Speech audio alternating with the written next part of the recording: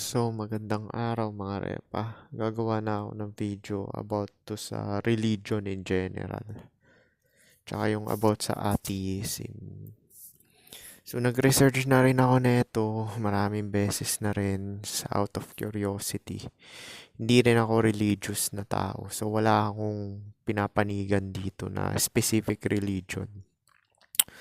Actually, yung religion ko, Catholic talaga ako. Mostly din naman ng mga Pilipino ay Catholic dahil pagpanganak is yung parents nila Catholic. Magiging Catholic na rin yung bata. Yung religion is brainwashing lang din yan in conditioning. Lahat dito, pati kultura. Pero, yung totoong religion yung religion kasi group yan eh. Group thinking yan eh. Parang, ah, parang bini-brainwash yung mga tao. Parang hindi rin yan naiiba sa entertainment. Kasi hindi nila tinuturo talaga yung dapat malaman talaga ng tao. Kasi mostly naman ng mga religions ay meron na rin yung side na pag-control sa tao. Pero bawat religion naman is meron naman din talaga mga nagsulat niyan, which is yung mga enlightened mind. Yun nga lang is na-hijack siya ng mga logical side, which is yung tinatawag natin mga Illuminati. Kaya yung mga tinuturo nila is pang group minded para isubmit mo yung sarili mo sa kanila at magpaalila ka. Yun lang naman yun eh. Kaya ganun yung religion mostly Tsaka brainwashing yan. Pero, hindi ko dinidisregard kagaya ng mga Buddhism. Tsaka halos lahat din ng religion kahit Catholicism. Kasi yung original na Christians is Gnostic Christians. Sila talaga yung mga pinapapatay. Kasi yun yung mga naka-reach ng enlightenment. Sa Buddhism, yung mga nagme-meditate, ganyan. Ang una kasing tanong dyan sa atheism is, meron ba talagang Diyos, 'di ba? Meron ba talagang Diyos? Dahil na-reach ko na yung enlightenment na tinatawag nila or transcend niya na yung physical tsaka mind tsaka emotional bodies or tinatawag nila in short na opening ng third eye is napatunayan ko na wala naman din talagang Diyos kasi ang totoong Diyos ay hindi nag-i-exist. After netong buhay na to, wala na talaga. Yung physical body, babalik yan sa lupa. Diyan din nanggagaling yung consciousness mo sa lupa. Sa katawang lupa lang din. Pero meron pang isang tinatawag natin yung unconscious, which is yun nga yung tinatawag natin na hindi nag-i-exist, which is tinatap yun ng katawan ng tao pag nag-unplug siya sa matrix. Yun yung sinasabi ko na pag nag-meditate ka, i-unplug mo yung mga chi channels mo sa katawan para ma-reach mo yung enlightenment. Doon mo mapapatunayan na wala naman din talagang Diyos. Ito na talaga yon yung physical. Kasi pag namatay ka, recycle ka lang dito, yung katawan mo, kakainin niya ng insekto at gagawing pataba sa lupa. At magiging source ng nutrition sa iba namang living species para sila naman makareproduce. Now, yung soul, meron ba talagang soul ang tao? Yung soul kasi ng tao is, yan yung ego. Katawan rin yan. Kasi 'di ba yung katawan ng tao is composition yan ng living organism, cells, tsaka atom. Bawat atom ng katawan ng composition ng atom para maging solid, liquid, or gas is may sarili ang will. Meron din talagang sariling mind tong physical na to para continuous na mag-exist. Yan yung tinatawag nating mother nature, 'di ba? May sarili siyang pag-iisip din talaga na para mabuo tong shape ng katawan natin, mabuo yung shape ng mga bagay-bagay. Kasi 'di ba, ang start ng life, malamang mayroong pinag-umpisahan din 'to, which is dun nga sa particle ng atom. Pero meron kasing side yung Gnostic na nanggaling din talaga 'to lahat sa kawalan. Tapos parang nag-fall, yun yung sinabi nila na fall of man, 'di ba? Na gano'n, nanggaling din talaga 'tong consciousness ng physical sa unconsciousness. Pero wala talagang nakakaalam talaga niyan eh. Ang masasagot ko lang talaga dahil na-transcend ko na nga yung humanity ko is after talaga na itong buhay na to is wala na talaga. Ito na lang talaga yung ano yun. Kasi parte lang naman tayo ng nature at ginagawa lang natin yung program natin para mag-survive at procreate. So technically, wala ka talagang free will. Magkaka-free will ka lang pagka na-reach mo yung enlightenment kasi doon mo siya consciously nalalaman yung mga bawat yung yung iniisip mo tsaka yung mga choices mo tsaka kilos mo. Kasi nga na-bypass mo na yung program ng physical consciousness, which is yung physical consciousness is naka-program lang talaga ah, for survival at procreation. So, lahat ng physical, conscious yan. Hindi lang tao, hindi lang yung hayop. Lahat yan may ano. Yung spirit kasi, yun yung kawalan. Yun yung kawalan, di ba? Yun yung itatap ng katawan mo. At saka yun din yung ginagamit nitong physical na consciousness para as battery source para mag-exist. Parang parang pag nilagay mo yung existence sa non-existence, kaya naman nagkakaroon ng existence dahil sa non-existence. Dahil may perceiver, 'di ba? So parang 'di ba sa Bible sinabi na rin yan na kung walang perceiver, di wala talagang God, 'di ba? Walang kasi tayo nag-create ng God 'di ba? Saan ba yung concept ng God? Siyempre malamang sa utak ng tao, tayo nag-imagine, nag-create ng concept, pero wala talaga maka-picture out or maka-describe kung ano talaga itsura ng Diyos talaga. Which is ang tamang sagot talaga. Tama yung atheist na side na wala naman din talagang Diyos. Ano lang talaga siya, void or kawalan lang din. Pero yun yung makapangyarihan na sinasabi nilang parang Diyos, 'di ba? Na makapangyarihan kasi immortal siya. Present lang parati. Tapos non-existent.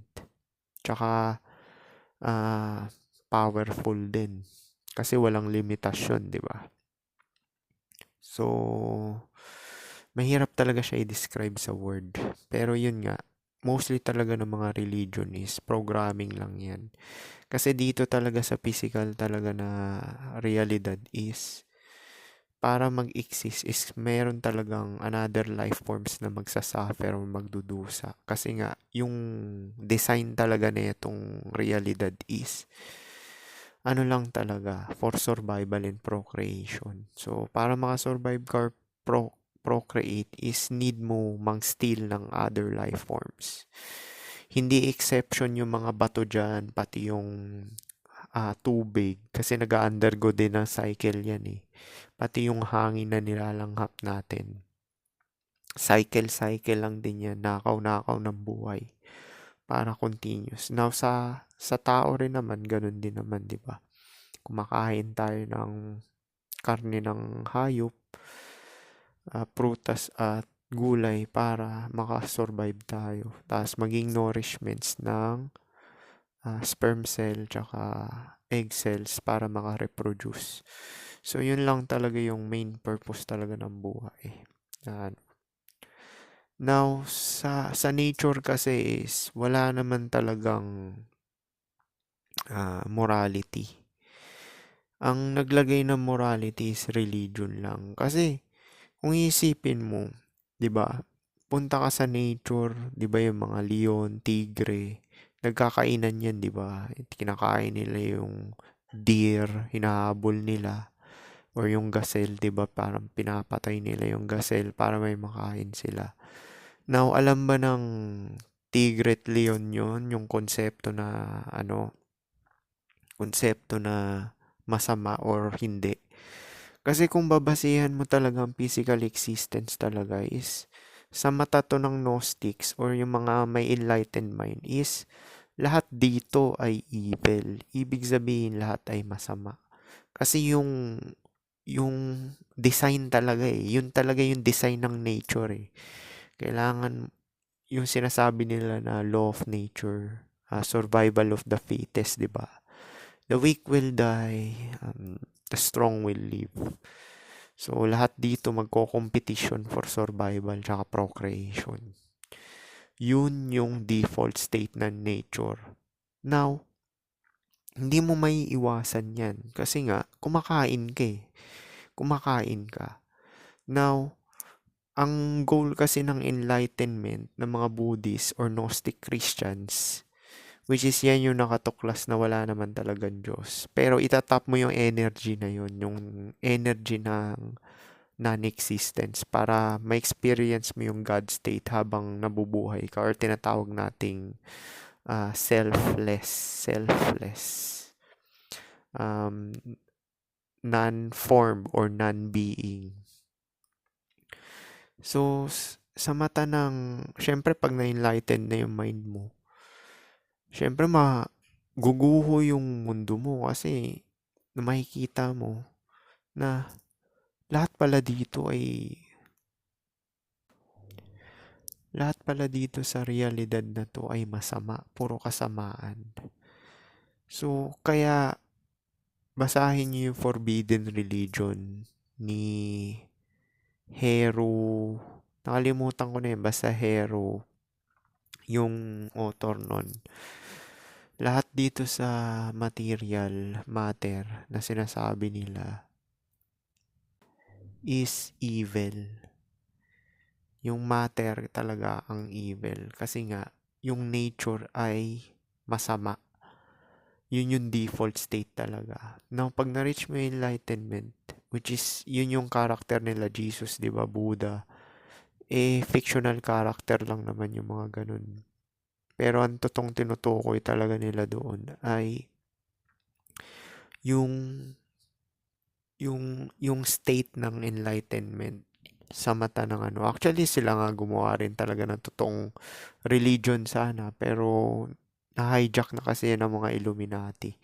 So, lahat ng mga religion is talagang ano rin talaga. Mga group thinking is ano na talaga yan. Para isubmit yung mga tao. Para sila naman may upper advantage sa ano, sa buhay. Kasi alam nila kontrolin yung mga tao na kailangan ganito yung gawin, ganyan, ganyan, para sila naman yung buhay nila maging nahawa. Pero ganun pa rin, hindi sila makakatakas sa kamatayan.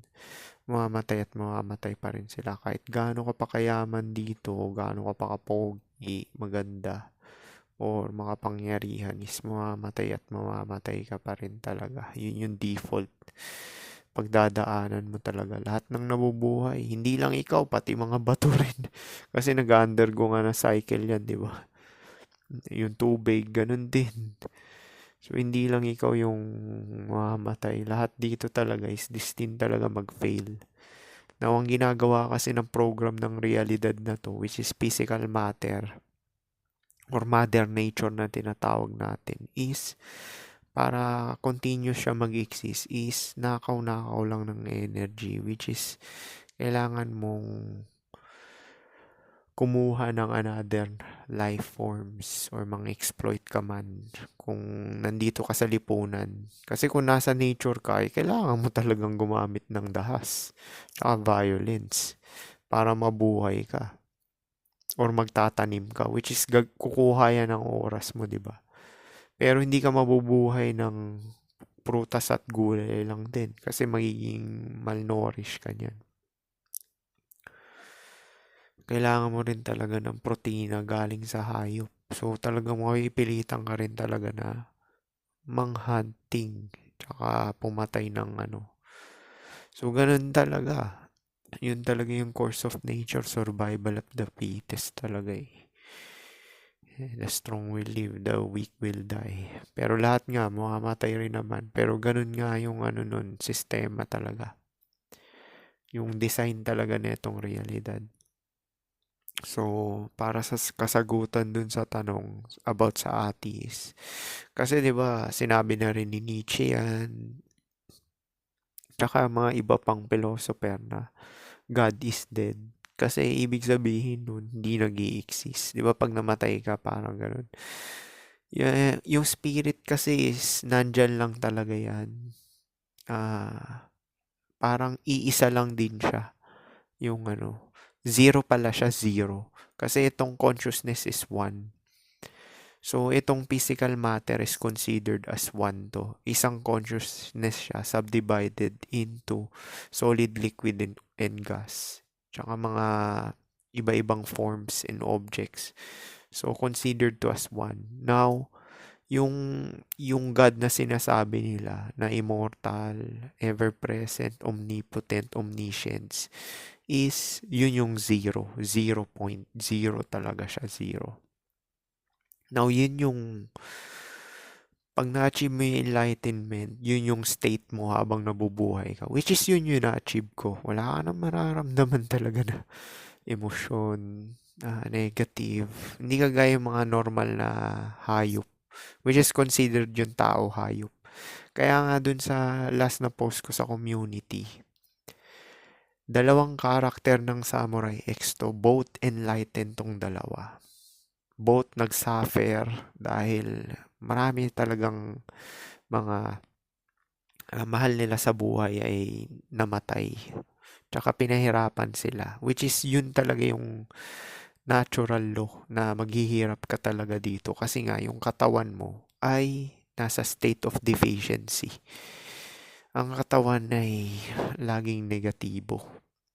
So, both yung karakter na yun, si Shio, tsaka si Kenshin Himura, both enlightened. Naka-reach nila yung nirvana na sinasabi ko or enlightenment.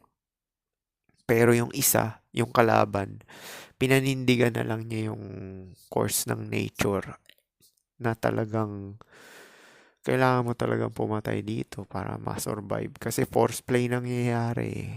Yung isa naman, which is yun din yung ginagawa ng mga ibang Gnostic Christians saka yung mga Buddhists, is dahil sa mata ng pure mind, which is yun nga, yung tinatawag natin na zero, is nakikita niya talaga na masama talaga lahat. So hanggat maaari is lahat ng kilos niya, choices niya, hanap buhay is lesser evil. Kasi nga, ayaw niya maging parte ng material. So, tong side ni Kenshin Himura is spiritual side to. Na ano, spiritual. Kasi kung alam mo yung tama at mali, yun yung magbibigay sa'yo ng konsyensya, di ba? Magpapadusa sa'yo. So, ikaw talaga yung parang totoong tao kasi nga, alam mo yung tama at mali. Mostly naman ng tao, hindi naman enlightened, di ba? So, nagfa-function lang sila based on their emotions, tsaka animalistic, carnal, worldly desires. So, mostly talaga ng tao is carnal din talaga, tsaka animalistic, worldly desires. Gusto lang nila kumain, pleasure, tsaka mag-survive, tsaka mag-entertain, at makipag sex, may pagkantutan. So, yun lang talaga alam ng mga mostly talaga ng living organism. Now, ikaw, kung na-reach mo yung tinatawag natin na enlightened mind, is alam mo na itong lahat na to is masama to dahil lahat nga sa existence is masama. Kasi biruin mo, kakain ka. Masama rin kumain eh. Kung titingnan mo. Kaya nga, napansin mo yung ano, di ba? Yung mga Buddhist, hindi talaga sila kumakain na may dugo. Kasi nandun yung, nasa blood kasi talaga yung ano yung emotion ng mga nagsasuffer. Now, yung fruits and vegetables, may dugo rin yan. May katas din yan. Kaso, hindi siya, wala silang, ewan ko kung may emotion. Alam ko may emotion din yung ano yung prutas at gulay. Alam ko meron. Meron din talaga. Pero, yung dugo talaga yung iniiwasan nila na ano. Actually, nasa religion din yan ng Muslim, di ba? Yung halal. Na ano, yung dugo talaga iniiwasan nila kasi nandun yung DNA ng ano talaga, suffering, yung emotional bodies ng ano. So, yun nga, para masagot yung katanungan na yan is, wala naman talagang ano. After ng buhay na to, walang spirit na aalis sa'yo. Kasi yung spirit, zero siya. Constant siya. Yan yung itatap ng katawan mo, which is itatranscend yung buong pagkatao mo, including yung emosyon mo, pag-iisip mo, tsaka katawan mo. So, in short, spirit na nag-took over sa katawan mo, sa tsaka sa emosyon mo, tsaka sa pag-iisip mo. Kasi parang na-experience mo na rin yung kamatayan at the same time buhay ka pa rin. Kasi parang pure stillness talaga siya eh. Yun yung God state na sinasabi ko. Kaya natuklasan nila na may Diyos. Pero mali kasi translation sa religion eh. Yung religion kasi talaga is, ano yan eh, kulto yan eh. Para talagang mag-submit talaga yung mga tao. Para makasurvive sila. Sila yung may, kasi nga food chain to, di ba? Di ba tong realidad na to, food chain? Kagaya nga nung sinabi ko sa inyo kanina, survival of the fittest. Yun talaga yung course ng nature. Walang pakialam yung nature kung sino magsasuffer. Basta mahalaga sa kanya mag-survive siya. Kagaya nga lang din ng mga hayop, 'di ba? Hindi nila alam yung ano. Kahit sabihin mo may konsyensya yan, mapipilitan talaga sila kasi yun yung default state eh. Yun yung program ng ego talaga, mag-survive talaga, tsaka mag-procreate. Now, pag na-reach mo yung enlightenment, is malalaman mo talaga yun na lahat pala talaga dito is masama. Kung babasihan mo lang talaga na ano, tama rin yung side ni Shishio eh. Kasi sinunod niya lang yung natural law. Pero, ah, yung kay Kenshin Himura, tama rin naman yun. Kasi nga, nasa God state na siya. Siyempre, ikaw yung may understanding na bawat nilalang dito is nakakaramdam yan ng pain tsaka nagsasuffer is alam mo yung katayuan nila. So, yun yung God state na sinasabi ko na lalabanan. Now, sino bang may mahirap na ano, na katayuan? Malamang si Kenshin Himura kasi self-control gagawin mo nun eh. Lalabanan mo yung urges mo. Kagaya ng mga ginagawa ng Buddhist, di ba? Celibate yung mga yan. Nilalabanan nila yung carnal na desires nila. Kasi nga, na-reach na nila yung enlightenment na mind, which is God state. Actually, so yun talagang, ano, naka-reach niyan is wala na rin talagang lust din talaga nararamdaman. Kasi na-transcend na nila yung human emotions, carnal desire and worldly desires. Wala na rin talaga yan. Yan yung tinatawag nila na non-attachment, na hindi sila na-attach dito sa material. Including na yung mga tao, ganyan, sa mga hayop. Kaya mostly ng mga ganyan minimalist, ayaw mag-alaga ng halaman, ayaw mag-alaga ng hayop, ayaw makipagrelasyon kasi nga attachment yan eh dito sa evil na existence. So hanggat maaari, ayaw mo ma-attach dito dahil yan yung magbibigay sa'yo ng suffering, yung attachment. Ayaw rin nila mag-procreate kasi yun yung reincarnation nila eh. Which is yun din yung plano ko. Ayoko talaga mag-procreate dahil yun yung reincarnation mo eh. Dahil yun yung talaga yung totoong meaning ng reincarnation pag nag-procreate ka. Kasi yung material metaphysical body mo is na-rejuvenate. Ibig sabihin, sa bagong offspring mo, ikaw rin yan. So, yun talaga yung meaning ng reincarnation. So, kayo kung interested kayo dyan sa deep knowledge na ganyan is Masasabi ko na lang is linisin nyo na lang yun. Hindi ko naman sinabi sa inyo na maging vegetarian kayo ng matagal. Siguro mga, siguro 2 months. 2 months para lang malinis yung ano. Tapos, mag-nofap. Kasi ganun lang yung ginawa ko. Ikukwento ko lang yung experience ko. Nofap ba yun? O, nofap. Tapos, meditate. Yun lang. Kasi, nag-self-improve din ako nung naghahanap ako ng mga information dati na ganun. Tapos natuklasan ko nofap. Nofap yung una. Tapos biglang nawala na ako ng gana kumain ng karne-karne. Pero hindi advisable na long term yun Kasi nga hindi talaga ganun yung disenyo talaga ng katawan ng tao na puro prutas at gulay lang. Kaya wag ka maniniwala sa mga YouTuber. Kasi yung mga Hindu din, mga ibang religion, makikita mo sila, nakakasurvive sila ng vegan, tsaka pero undernourished sila, tsaka laging walang energy. Foggy rin yung utak.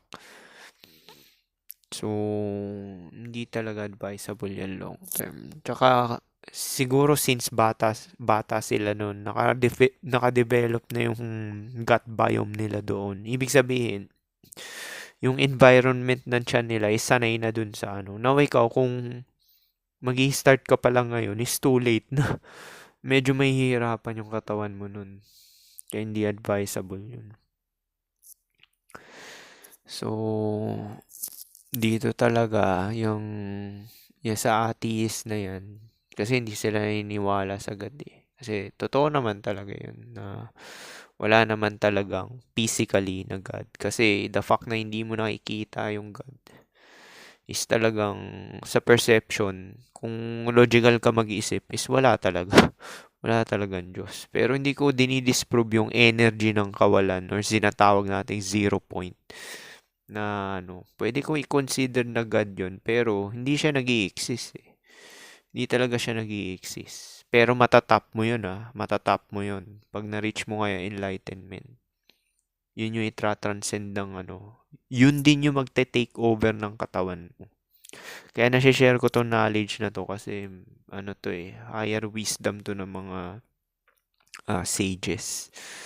Yung sages, hindi yan tao. Parang kasangkapan lang yan. Kuwari ako, etong channel ko, kasangkapan lang ako nung sage energy, which is yung zero nga, yung zero energy, yung wisdom, knowledge. Kasi sinabi ko na sa inyo yan, ang freedom talaga is non-material. Yan yung ibibigay sa inyo ng enlightenment. Pag na-reach nyo yung enlightenment at ma-experience nyo yung nirvana, tinatawag nating zero. So, in short, wala talagang Diyos. Pure kawalan lang. Wala ring soul kasi ang soul ay katawan mo. At yung katawan mo ay may default program na mag-survive at procreate. Actually, pwede mo na sabihin yung katawan, conscious body, ego, tsaka soul ay iisa lang. Iisa lang yun. Yung sinasabi nila ego. Yung katawan mo, ego rin yan. Yung soul, katawan mo rin yan. Pinapagulo pa nila kasi sa religion yung mga spiritual guru. Pero, yun lang yun Kasi, yung katawan mo, may program talaga yan na mag-survive at procreate. Now, yung soul, katawan mo rin yan. Yun yung energy ng katawan mo na para tinatawag nila life forms or consciousness. Pinapaligoy-ligoy pa nila. So, yan tatlo na yan. Ego, soul, tsaka conscious body is iisa lang yan. Yung spirit ang naiiba kasi yun yung zero. At yun yung itatap mo kung interested ka sa experience na yan, kung gusto mo ma-experience. Kaya natuklasan ko na after na itong buhay is wala na rin talaga. Bye-bye na yung katawang tao. Hindi rin mawawala yung spirit kasi permanente rin yan Kasi nga zero di ba? Zero nga Permanente rin yan. Ang may limitasyon, ito talaga. Ito talaga yung negative to eh. Ito ang negative.